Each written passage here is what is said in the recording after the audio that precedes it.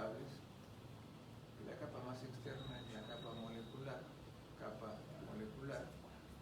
La capa molecular contiene neuronas diferentes. Tenemos unas neuronas llamadas células en cesta de Cajal, en cesta o en canasta, cuya labor va a ser envolver unas neuronas, que ya la veremos cuáles. Tiene también algunas células estelares, forma de estrella, también contribuyen al equilibrio. Y tenemos también una capa más profunda, capa de células granulares o granulosas, son gránulos. En estos gránulos vamos a encontrar también algunas sustancias que contribuyen hacia al equilibrio, ¿no? Que en fisiología seguramente lo vamos a desarrollar, y en teoría también tenemos algunos temas importantes para describir cada una de las capas en sus funciones. Pero en la capa de células granulosas vamos a encontrar unas estructuras que se denominan glomérulos cerebelosos, que son acúmulo de tres elementos importantes que juntos van a formar una sinapsis llamada glomérulos cerebelosos, ¿no? Ahí encontramos, por ejemplo, células de la misma capa granular.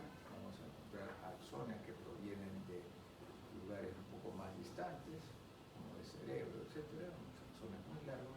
Y tiene un tercer grupo que se llaman células Golgi tipo 2, que son células que hemos escrito la semana pasada, que son células de acción, de axones bastante cortos.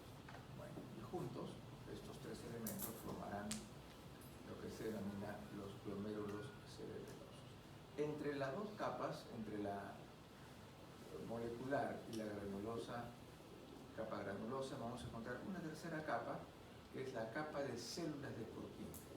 Es una hilera de células justo en el centro de las dos capas ya descritas, y son neuronas que se encuentran así en fila, ubicándose siempre en la línea media entre las dos capas de células de Purkinje. Son las células principales, las células de Purkinje, del cerebelo. Son células de axones largos y una gran cantidad de dendritas. Es uno de los ejemplos típicos de una neurona de tipo multipolar. También vemos en el centro la sustancia blanca, que es poco abundante, pero igualmente, como toda sustancia blanca, va a albergar axones mielinizados y células de la neuroglía.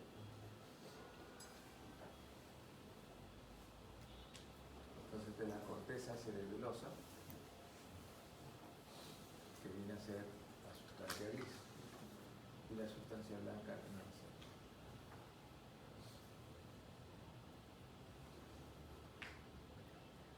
Acá nuevamente, para destacar células de Purkinje, acá comienzan a aparecer un poco más grandes en el intermedio de las dos capas anteriores, molecular y granulosa. Acá tenemos estas invaginaciones en cada sector. Por hecho, hay muchas invaginaciones que tiene el cerebro, y sobre la cual también penetran, miren ustedes, estas membranas que están acá, que corresponden a pía madre. Pía madre que ingresa a las invaginaciones, a algunas profundas como esta.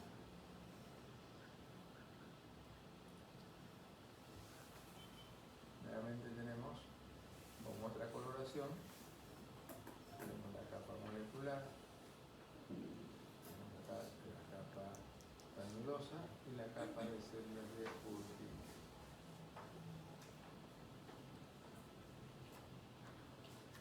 Una invaginación, miren cómo entra a la invaginación estas membranas de tejido conectivo de la meninge pía madre.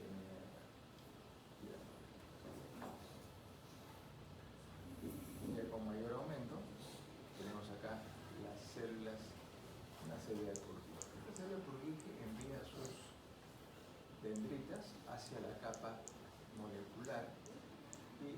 axón hacia la capa granulosa. Cuando envía las dendritas, que son múltiples dendritas, porque ya hemos dicho que es una neurona multipolar, pues hay unas células propias de la capa molecular que la envuelven y protegen. Son las células en cesto o en canasta.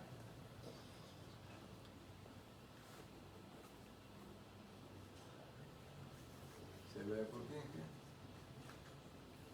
con sus dendritas en la capa molecular. Y el axón viene así hacia la capa de células granulosas. Nuevamente, células de Purkinje. Ahora hablemos del sistema nervioso periférico. El sistema nervioso periférico está constituido por los nervios y los ganglios nerviosos. Los nervios básicamente son acúmulos de axones, o sea, de fibras nerviosas, que son los axones. Mientras que los ganglios son acúmulos de los cuerpos de las neuronas, acompañándose de los prolongados. Pero básicamente los cuerpos están juntos, pegados ahí, y las prolongaciones se van hacia un lado. Esos son los ganglios. En ambos casos, tanto los nervios como los ganglios pueden ser sensitivos, pueden ser motores. En el caso de los nervios, como son fibras nerviosas, su contenido contiene nervios axones. Estos axones pueden ser mielinizados o no mielinizados. Nervios, un nervio es un conjunto de axones unidos por medio de un tejido conectivo de sostén. Axones dentro de un tejido conectivo. Mientras que los ganglios son agrupaciones de cuerpos de las neuronas del sistema nervioso periférico. Estamos hablando del sistema nervioso periférico. Axones aferentes y eferentes y célula de sostén. Por ejemplo, los ganglios como célula de sostén van a tener algunas especiales células de la neuroglía que se llaman células satélites. Las células satélites son células de neuroglía presentes en los ganglios del sistema nervioso periférico. Los ganglios igualmente, parecido a los nervios, pueden ser sensitivos, pueden ser motores. Sensitivos, por ejemplo, los ganglios sensitivos que parten de la médula espinal de la porción dorsal, por eso que son ganglios sensitivos espinales, o motores de cuerpos de células o neuronas del sistema autónomo. Y el sistema autónomo está considerando el sistema simpático y parasimpático, del cual hablaremos luego. Entonces tenemos acá un nervio, mejor dicho, una parte del nervio, ¿cierto? El nervio tiene en su interior fascículos nerviosos. Este es un fascículo y este otro fascículo. Si lo comparamos con los músculos, por ejemplo, hacemos un recuerdo del músculo. Los músculos tienen en su interior los fascículos musculares, que están rodeados por su perimicio, cada fascículo.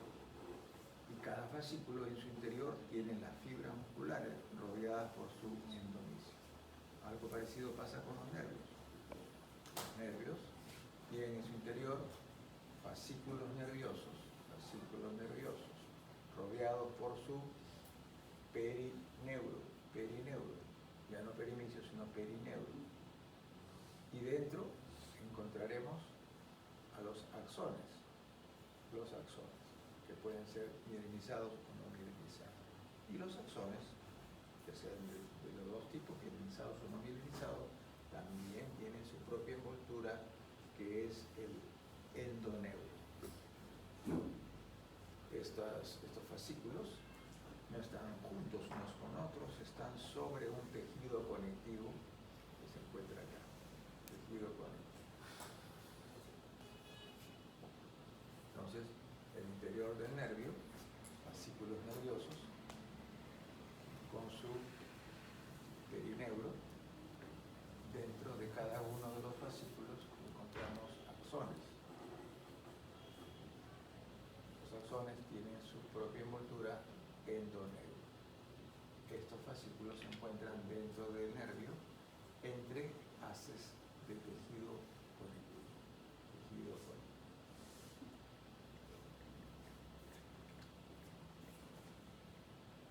Tenemos un fascículo, tejido conectivo alrededor, el perineuro rodeando cada fascículo y los axones con su vaina de mielina, puede no tener vaina de mielina, y en los dos casos como sin mielina, el endoneuro que rodea a cada axón. Nuevamente el perineuro y endoneuro, cualquiera de estos. Vasos sanguíneos en el perineuro, vasos sanguíneos pequeños, capilares, una arteriola que va a distribuir a los capilares la sangre.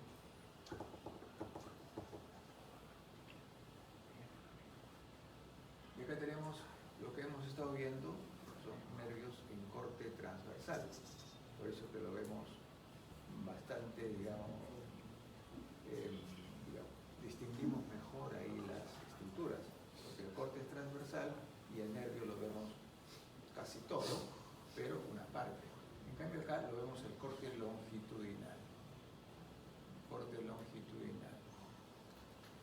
Este nervio, ya hemos dicho, está constituido por axones.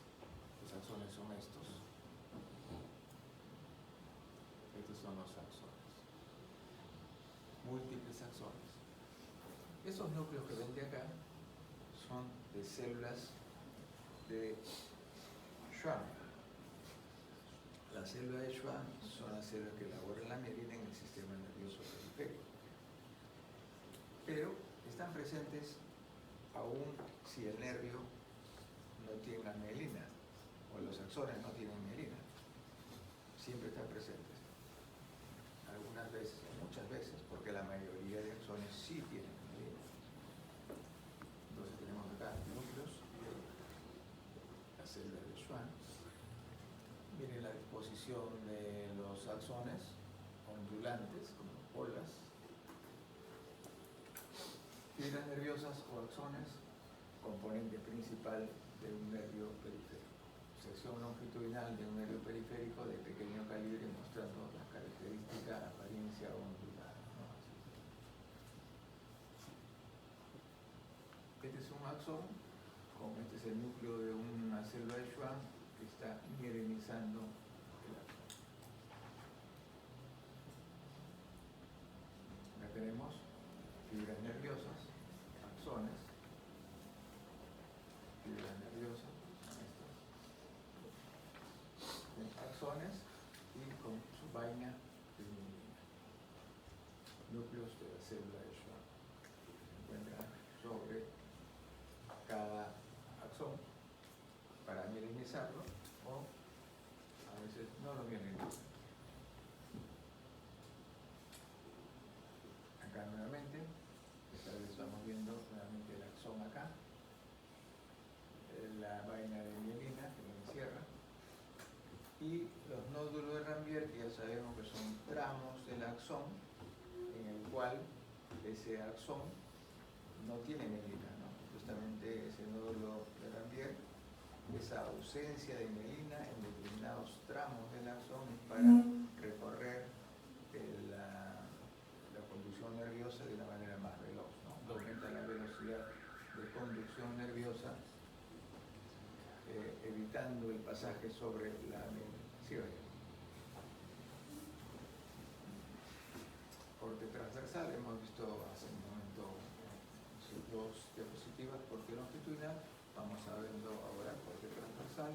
Ya sabemos del perineuro, que envuelve el fascículo nervioso. En su interior vamos a encontrar numerosos axones con su envoltura, vaina de mielina.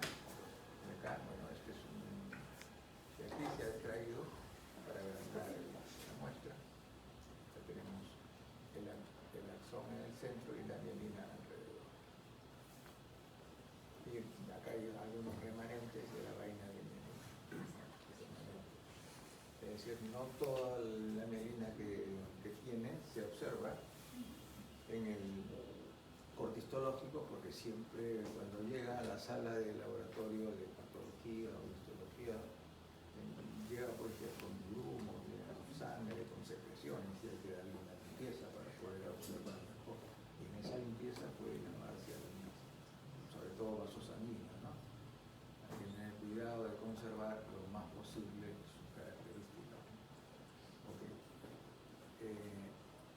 Funcionalmente, el sistema nervioso puede ser sensitivo o motor, sensitivo aferente y el motor eferente. Y aquí vamos a hablar del motor primero, que puede ser de dos tipos: somático, es decir, voluntario, en el sentido de que va a inervar músculos esqueléticos que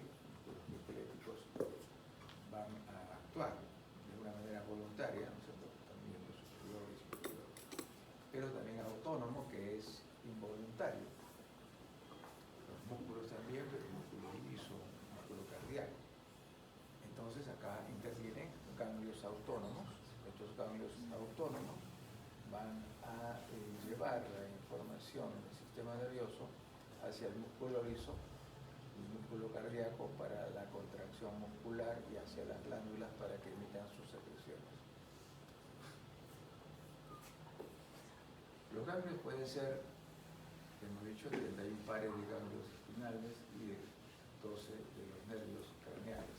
31 pares de nervios espinales y